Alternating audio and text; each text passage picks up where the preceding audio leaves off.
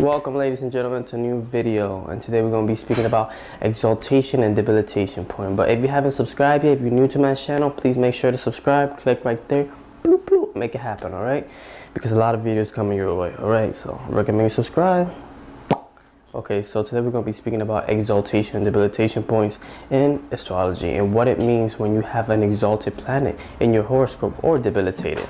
And I will explain what each planet does in their exaltation debilitation points. All right, okay, so let's clarify what is exaltation and debilitation for a planet. Okay, what this means is that when a planet is exalted, that means that the planet is at its highest potential.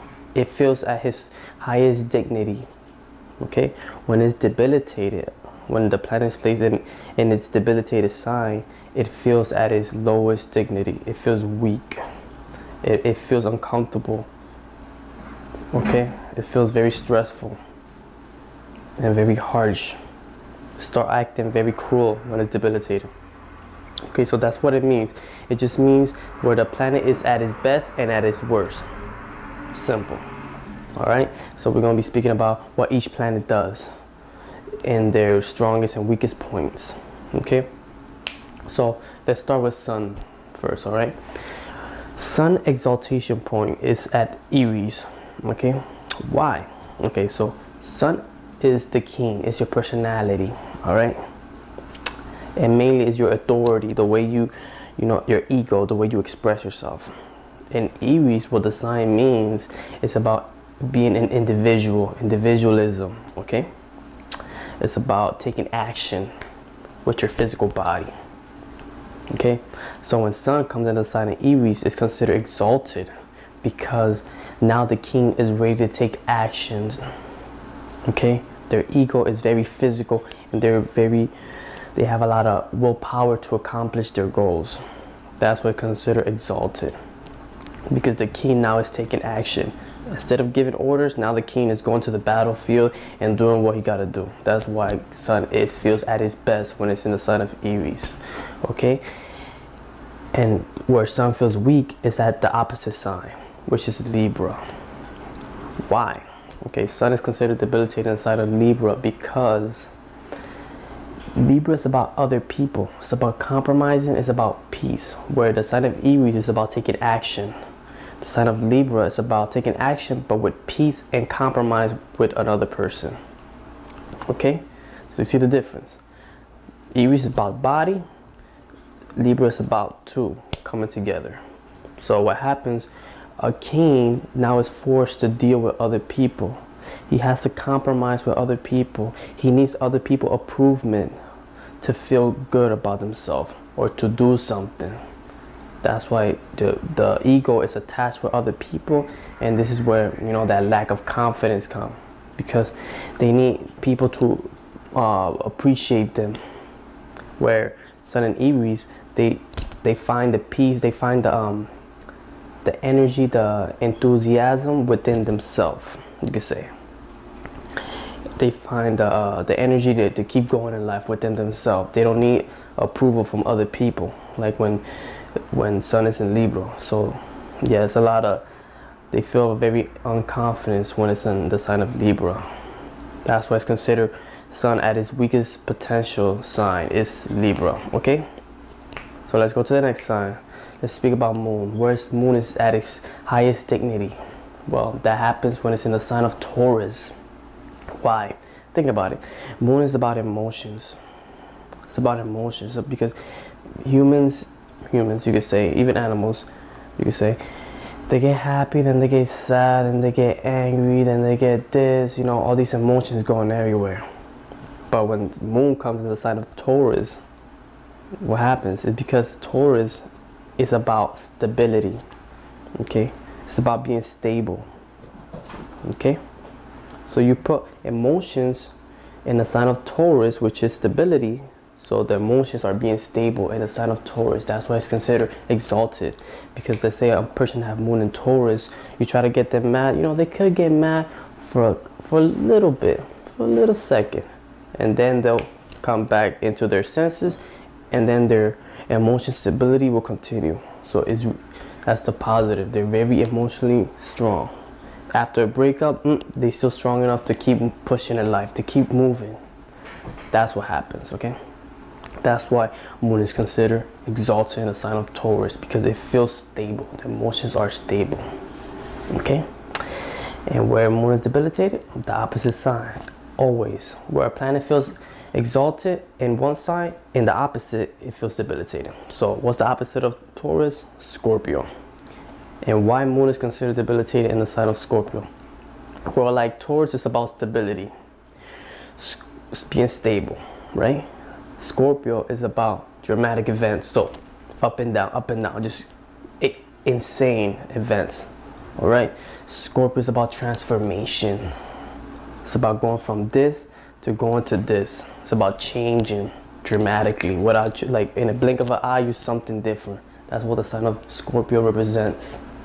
Okay, so you put emotion with dramatic events. What happens? These people have a lot of dramatic events, chaotic thoughts in their head, because Scorpio represents death too, and they have a lot of, their emotions are very chaotic. All right, they have a lot of bursts of emotions, you see. So that's why moon is considered debilitated, because in the sign of Scorpio, because Scorpio is about dramatic, it's a water sign, like moon is a watery planet, and Scorpio is a watery sign, but it's very dark. That waters of Scorpio is very dark and dramatic. So moon has a lot of dramatic bursts of emotions. That's why moon is weak in Scorpio, but strong in the opposite sign of Taurus, because it's stable. Okay, let's go to the next sign. Let's speak about Mercury. Okay, what is Mercury? Mercury is our logical intelligence. Okay, how we think. Okay, we gotta do this, we gotta do it like this, and then we gotta do it like that. That's Mercury, our logical intelligence in life. Okay, and where does Mercury feel at its best? Well, actually in its own multiple sign, which is Virgo. Okay, which is Mercury's own sign. It feels at its highest dignity, exalted, because Virgo is about problems and conflict and solving things and making everything perfect. And you put your logical intelligence into solving conflict, that's what's considered exalted. Your Mercury, your intelligence is going to solving problems. Okay, so a person has a lot of ability to handle their problems in life and solving them. But in the opposite sign of Virgo, which is about peace, which is not about conflict, it's not about no problems, which is Pisces. Mercury feels debilitated in the sign of Pisces, because Pisces is about peace. It's about that nothing. It's that, you can say Pisces is that other dimension that we don't see, the other realm. Okay, where Virgo is about earth, and in earth there's a lot of conflict. So that's why Mercury feels strong in the sign of Virgo, because it's able to handle all the problems in life and manage it very easily. Where if a person has Mercury in Pisces debilitated, then a person will have a lot of stress into solving their problems. Okay, because when Mercury's in Pisces, a person's logical intelligence is very imaginative, and that's not good, because we're still in Earth, and you need to be able to handle these the problems that occur in our life with logic and intelligence, not with imagination. Okay, which is Pisces. So a person, you know, Mercury and Pisces are very imaginative, and they like to be isolated from the world a lot. They don't really want to deal with people, in some cases, you could say. Okay, let's go to the next sign, Venus. Where does Venus feel at its best? It's actually in the sign of Pisces, because Pisces is that, it's a spiritual sign as well. Okay, is that other realm, that other dimension, is the love that you want, that you give to God, is Pisces, more than Sagittarius, because Pisces is a sign of just love, where Sagittarius is the sign of love towards the religion and following the law. See, there's two different type of love towards God. Okay, bro, I went a little bit off subject, but the point is, when Venus is in the sign of Pisces, and Pisces is that outer space, that other realm, and Venus is your ability to compromise and love other people. So what happened, a person loves this universe and loves everybody equally. Doesn't matter if you look like a model, if you look, you could say a bum, a homeless person, he will love each person the same, because these people love people by their soul, not by their physical appearance. Okay, that's why Venus, your way to compromise and love people, is considered exalted in the sign of Pisces, because these people love people like with their soul, and that's a true form of showing love, is loving everybody, not by their physical appearance or by their material. None of that matters. It's by their soul. Okay, that's a true form of love. And where is Venus, your way of compromising, is considered debilitated? Well, in the sign of Virgo, because Virgo is about being perfection. It's about conflict and problems.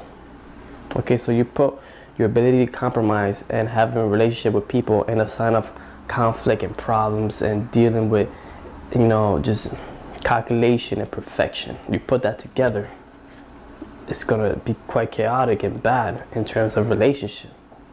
Okay, because now these people, they don't really look, they don't see people based on their heart, you know, the way they love with their heart. They see with their physical appearance, the way they look, you know, the way they act, the things they do in life, how much money they make.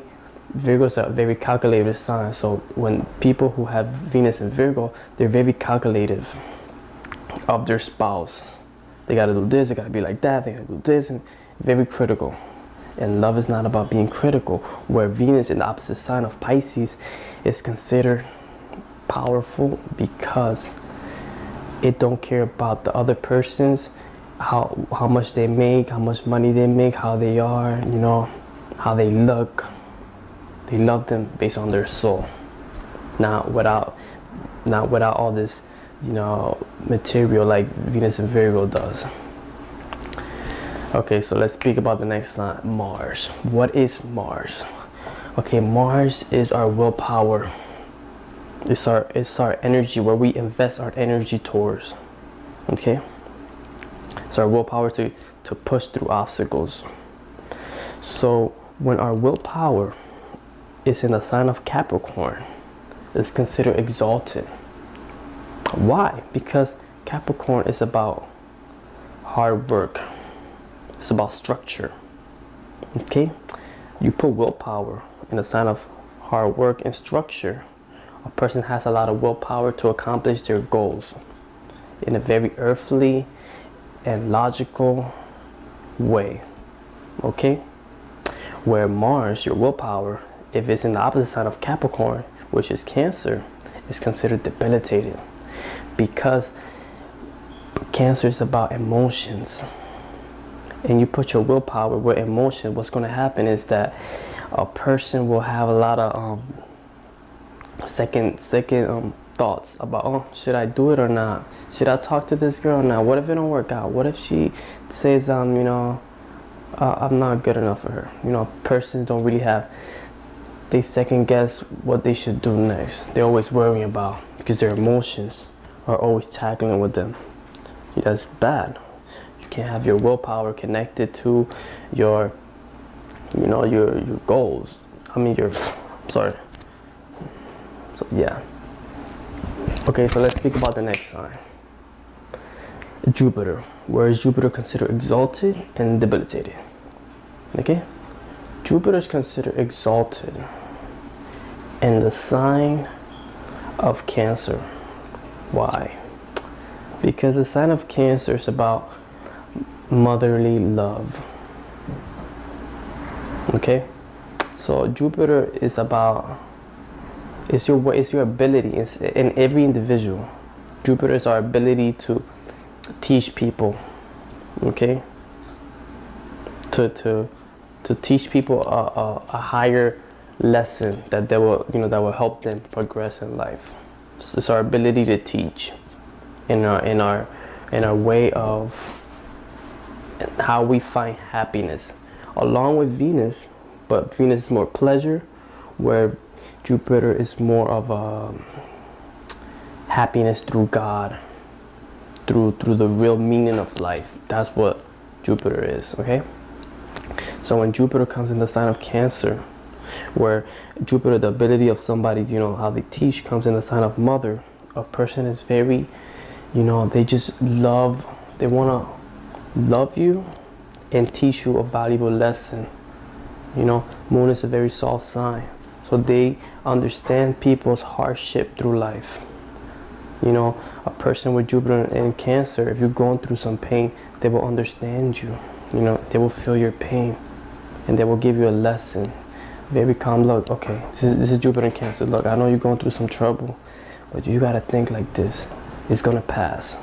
Whatever you're going through, it's gonna get better. See, they're very emotional and very attached to you.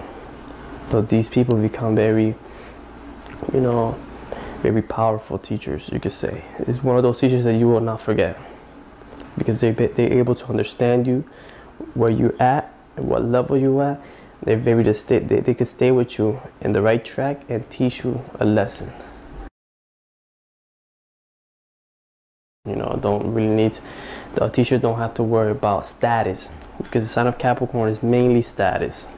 So you put your ability to teach in the sign of status. A person's ability to teach is about hard work. So let's say you're going through some problems emotionally, and somebody with Jupiter in Capricorn try to help you. What's going to happen is they're going to tell you, look, stop worrying about, stop crying, just get to work hard, do this, do that, and then you will get to the top. Okay? And that's the problem, where Jupiter in Capricorn, they think that having a high status in life, having a good place in career, have a good position in your career life is what brings happiness to you. That's it. Where Jupiter in Cancer or Jupiter in Pisces, okay, and Jupiter in Sagittarius, they know that true happiness has nothing to do with status or money. It has to do with following the right path in life, loving God, and finding love within all of us. That's a true form of happiness. It has nothing to do with career. So that's why Jupiter is considered debilitated in the sign of Capricorn. Okay, so let's talk about the next sign, Saturn. Okay, why is Saturn strongest in a certain sign and debilitated in another? Okay, Saturn is our form of how we structure things. Okay, our ability to work, our ability to schedule our plans and do it. Okay, mainly our ability to work. So you put that in a sign of Libra, what happens? Well, it's considered exalted, because now the work, the person who loves, that's into working, is connected with the people, because Libra is about other people. Now the worker is connected with other people, where the opposite sign of Saturn, Libra, which is Aries, Saturn is considered debilitated because it's in the sign of individual. The only way to rise in life, you cannot make it by yourself. You need to compromise with people.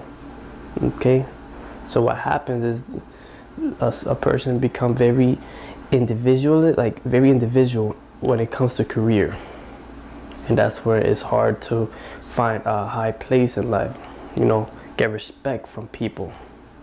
So these people with Saturn and Aries, they get a lot of trouble with other people involving with work, because when it comes to work, they're very individual and they don't want to compromise, and they don't get the deal done because of that. But when it's in Libra, a person has an ability to connect with people. You know, they love socializing. The worker knows how to make business. Okay, so because Libra is about people, and Saturn is so hard working, you know, the way we work.